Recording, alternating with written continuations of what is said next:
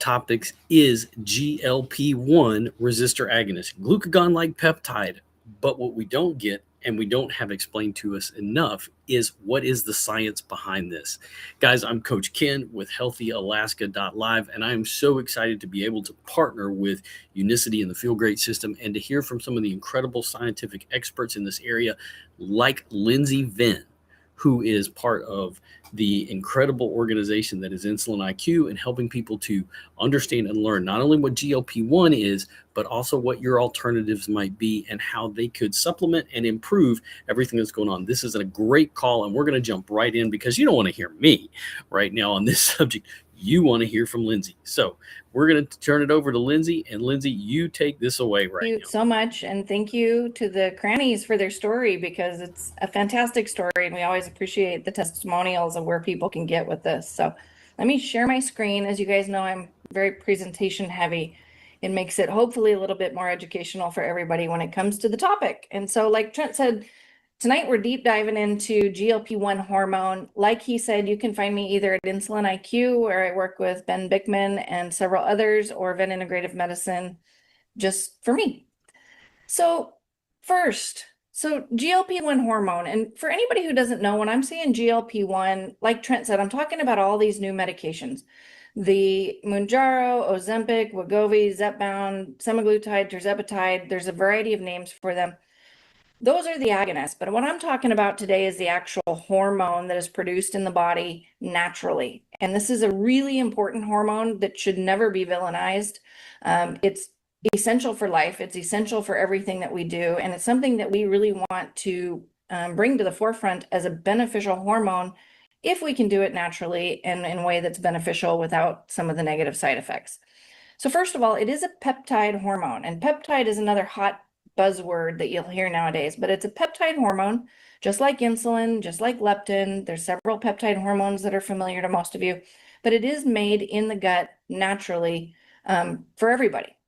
It does several things that are very, very important. Like Trent said, to help reverse insulin resistance, it will improve our insulin sensitivity. It will shut down that food noise that he was talking about with the Unimate, for example. It will help lower some inflammation in the body, which is a primary driver of insulin resistance. It'll lower glucagon. Glucagon is the counterpart to insulin. Insulin tries to bring blood sugar down. Glucagon tries to bring blood sugar up. And so to have lower glucagon helps with blood sugar regulation. And then also it's going to improve our satiety levels.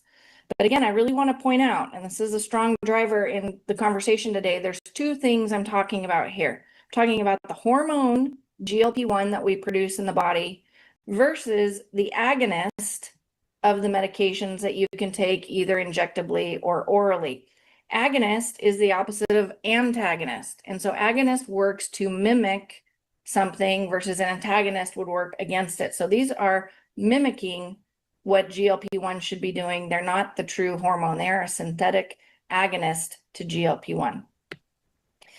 So where does the agonist fit in? So it's not a peptide hormone that is made in the gut. I crossed that off intentionally. So this is a hormone that you can inject, or an agonist that you can inject, that is what we would call an exogenous, coming from outside of the body, that you can give yourself to do all of the same things: the insulin sensitivity, the food cravings, the inflammation, the glucagon, and the satiety.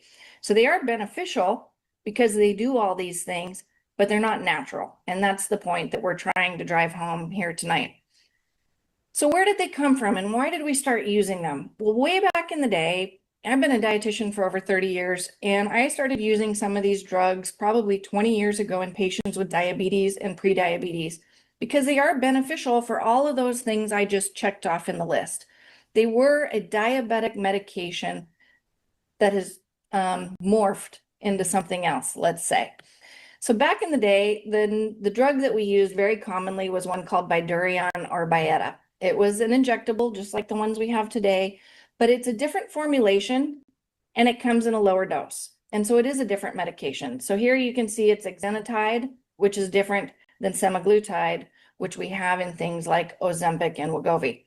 And so they are different. They were used for different purposes, and they had very different results. The patients that we had on things like Bydureon back in the day didn't have these massive weight loss results that we're seeing today.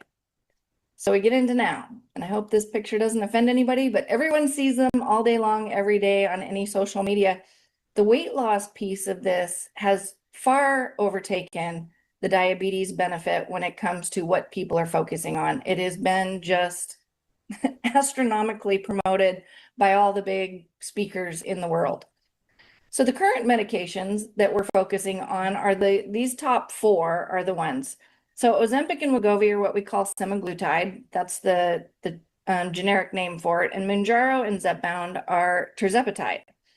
The difference between these medications is that Ozempic and Mounjaro are specific only for diabetes, and Wegovy and Zepbound are specific for weight loss. They did this, the FDA approved this because they knew they'd be able to sell more, in my opinion, but they did this to target different audiences.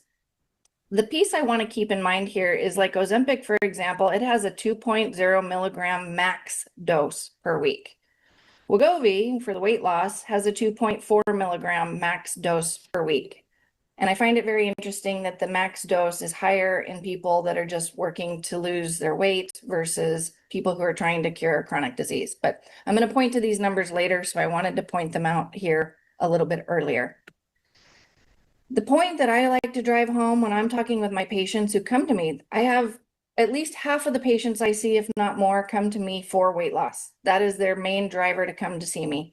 And when I have these conversations, I give them full informed consent. And I'm going to say, okay, if you just do diet and exercise, this is what you can expect. If you use supplements, this is what you can expect. If you use traditional medications like metformin, this is what you can expect. Or if you go on to these injectables or even the oral medications, this is what you can expect. And I would say at least 95% of my patients that are on this suffer with constipation. It's a real prominent problem for my patients. Nausea and vomiting are also extremely common when they're on these medications, but even more severe complications like gastroparesis is when the stomach actually cannot empty, so the food remains in the stomach for too long. This is why you'll hear, like, if you're going to have a surgery, they now ask on the standard form, are you on one of these medications? Because you have to stop it at least 2 weeks prior to your surgery, because you probably still have food in your stomach because of the delayed gastric emptying side effect, or it's actually the true pathophysiology of these medications that's why they work, is that you hold food in your stomach longer. Ileus can be a problem. This is a paralyzation of a portion of the intestinal tract, and this can actually be a fatal complication that can occur. But I'm also now starting to see in some of my patients complaints of vision loss, definitely seeing things like bone loss and muscle wasting. And so I always like to point out side effects of these medications are real, and therefore exploring alternatives is something that we're really pretty passionate about. So I stole this off of Ben. You can all see Ben's lovely bald head over here. He's in Korea right now speaking for Unicity at the moment, and he shared these with me. But when we look at the studies that have been done on these medications and the results that they're having, they're pretty impactful. So this one was a 2-year study of the weight loss version of these medications. And what they were looking at was the food noise. What are people craving? What are they experiencing? And what is this resulting in when it comes to the benefit of taking these medications? So at week 20, they actually compared it here to baseline. The 0 number here is baseline. If they had their normal day-to-day, prior to any medication cravings, they were at 0. When they started the medication, they had a decrease, obviously, in their food noise, which was great. I'm sure all these people were losing weight.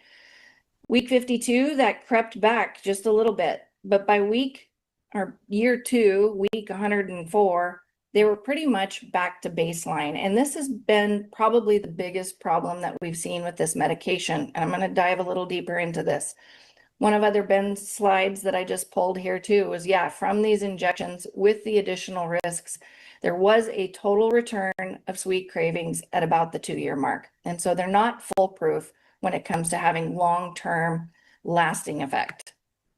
So what happens when these people stop these medications? And this study goes in and it shows the fact that, yes, over about 2 years, again, this is a 2-year study that they looked at, people were actually starting to stop the medication for a variety of reasons. They didn't feel good, they stopped being effective, they weren't covered by insurance anymore, whatever the reason, these people stopped actually taking these medications. And what happened? And so in this study, they did a 68-week treatment phase. And during this 68 weeks, they noticed significant weight loss compared to placebo, which is sitting up here. So they lost a significant amount of weight. I'm going to just say 50 pounds. Let's say this group of people lost on average 50 pounds in 68 weeks, and then they stopped the medication. And what happened? They regained about 80% of the weight back. Let's say they still had a 10% differential here or a 10-pound differential when it comes back. So they lost 10 pounds overall in this phase, in this period, but regained 40 pounds of it back. Well, what part did they gain back?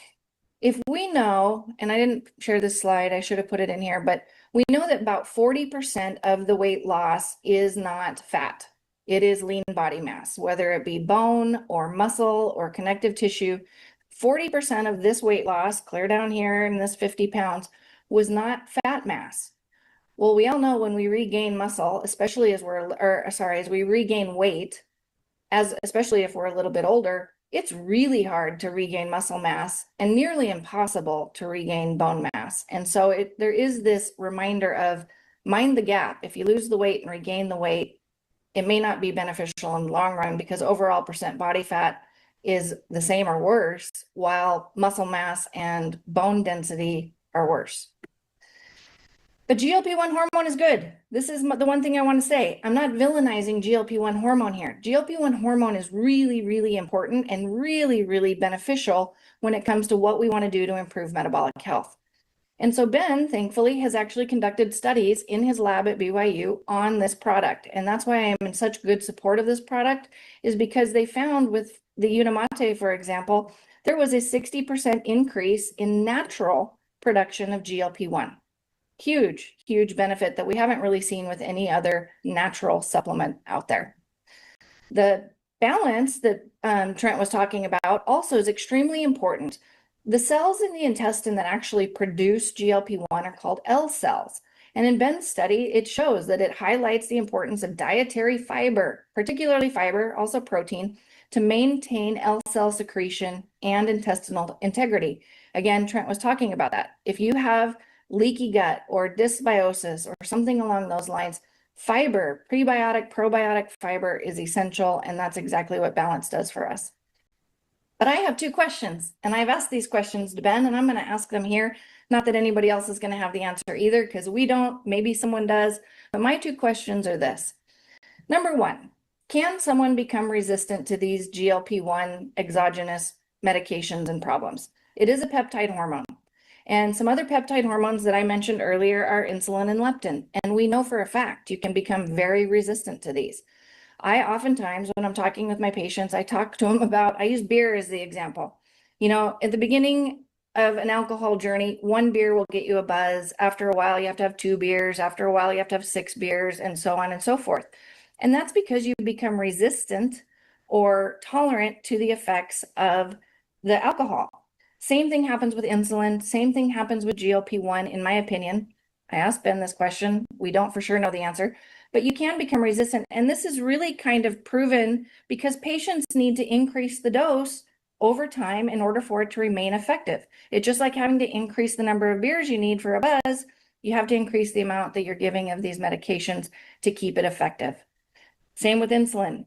My insulin-dependent diabetics, if they stay on a high carbohydrate diet, if they're snacking on sugar all day, they give more insulin, they become more resistant, they need more and more and more insulin over time.